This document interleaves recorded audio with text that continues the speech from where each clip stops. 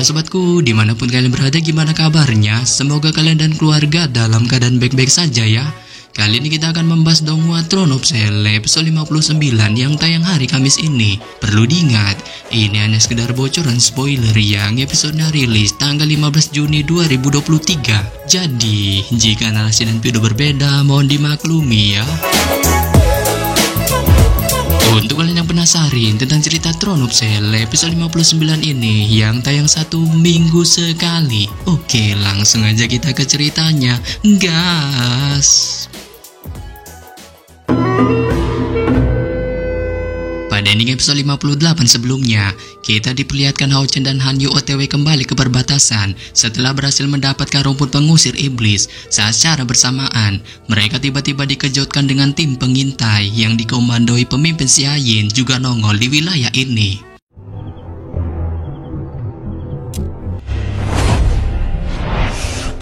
Sementara itu di camp perbatasan pemburu iblis, kepanikan pun mulai melanda tim penyembuhan tatkala melihat para prajurit yang mulai sekarat serta pasokan rumput pengusir iblis yang saat ini hanya tersisa sebiji. Bahkan ketua tim penyembuhan mulai menunjukkan kepasrahannya untuk menyembuhkan para prajurit beban ini ketika beliau mengetahui tim pencarian rumput pengusir iblis tak kunjung kembali dalam misinya.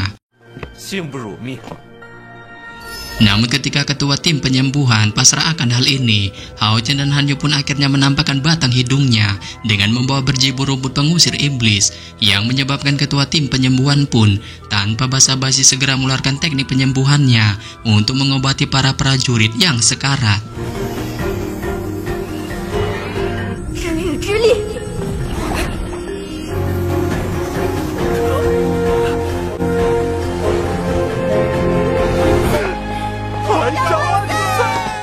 Dan setelah berhasil menjalankan misinya, ketua tim penyembuhan pun menghadiahkan poin kontribusi yang cukup banyak kepada tim pemburu iblis Hao Chen, menyebabkan bocil Yinger tampak terheran-heran. Namun di sini, ketua tim penyembuhan merasa poin kontribusi yang diberikannya itu tak seberapa, mengingat bantuan yang mereka berikan untuk menyelamatkan nyawa semua prajurit.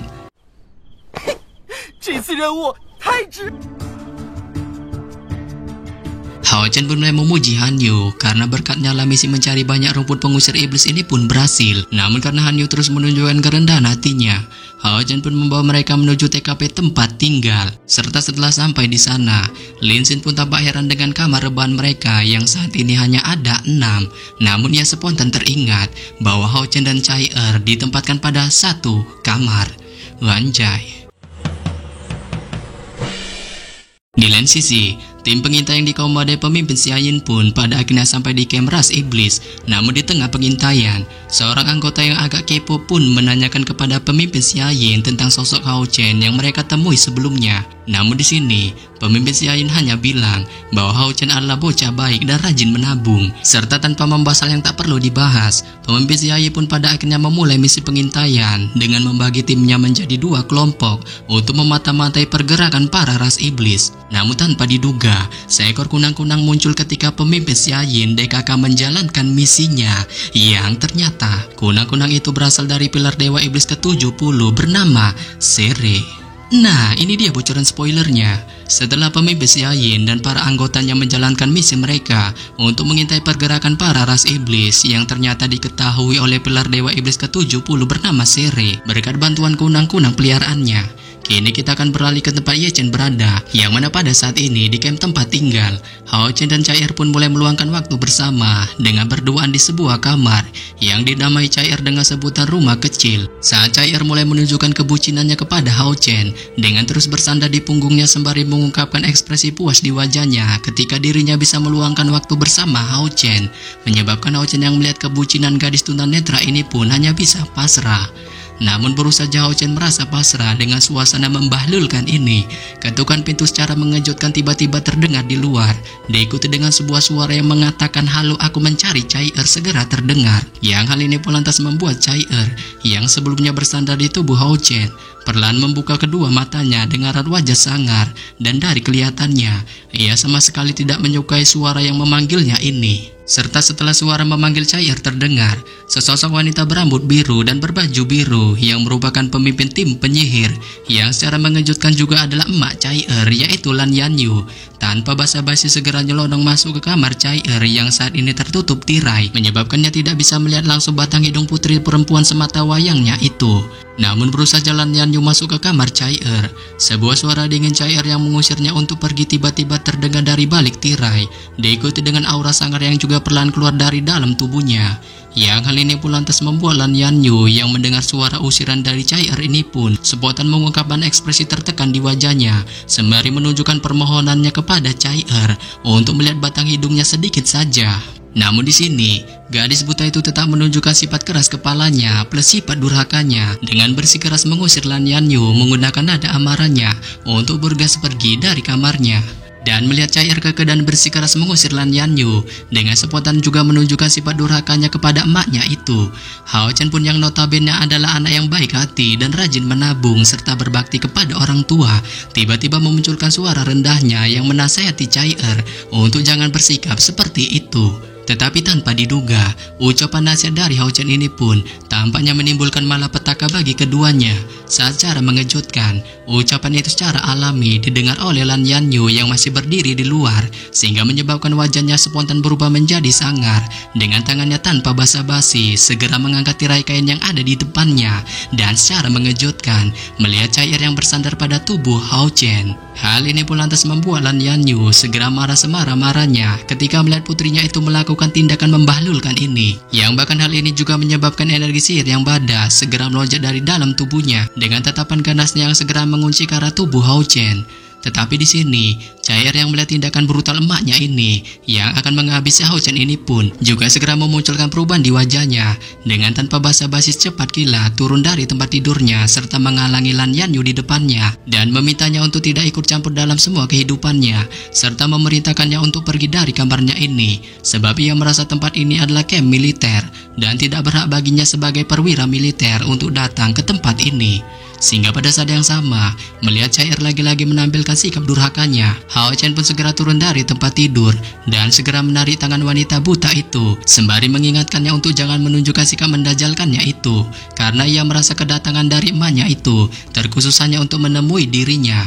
Namun di sini, Lan Yanyu tampaknya tidak menyukai sifat manis dari Hao Chen dengan merasa tindakan baiknya itu hanyalah sensasi saja untuk mengambil kesempatan dalam kesempitan dari putrinya. Yang hal ini pun lantas membuatnya segera menatap Hao Chen dengan tatapan ganasnya sembari mengatakan dengan suara lantangnya bahwa dirinya akan menghabisinya.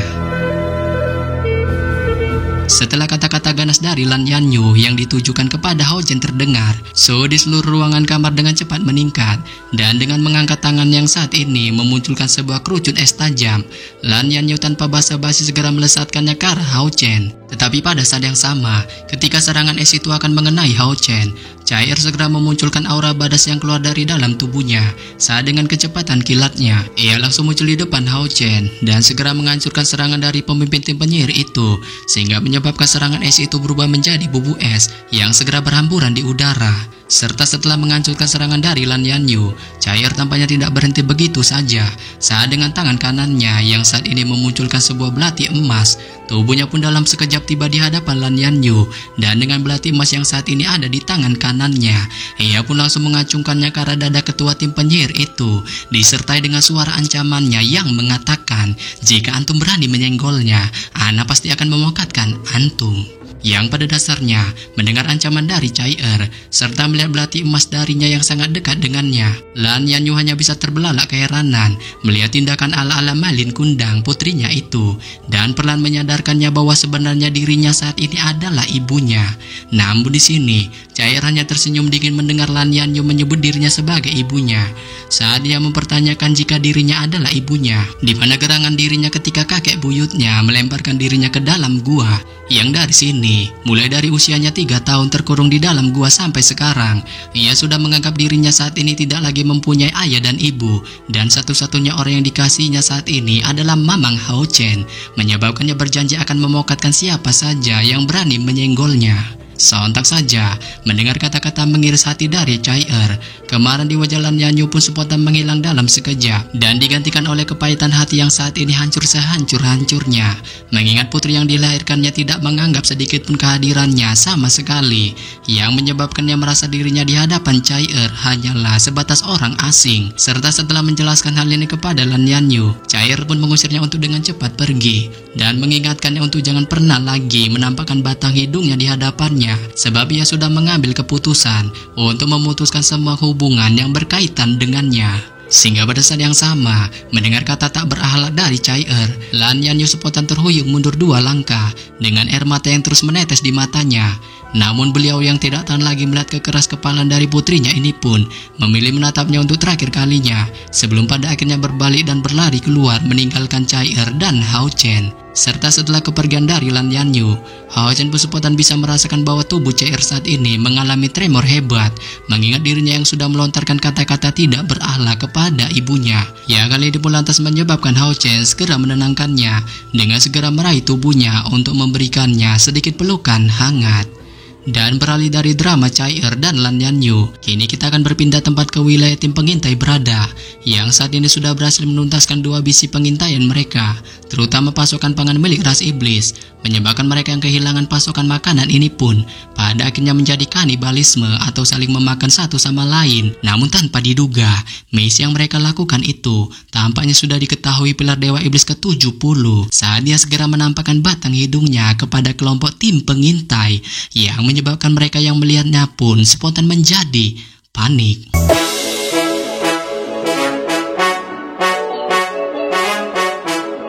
Ya bebek, sampai di sini saja saya menyampaikan bocoran spoiler Throne of Cell episode 59 yang baru tayang Kamis ini. Akhir kata saya ucapkan bye-bye.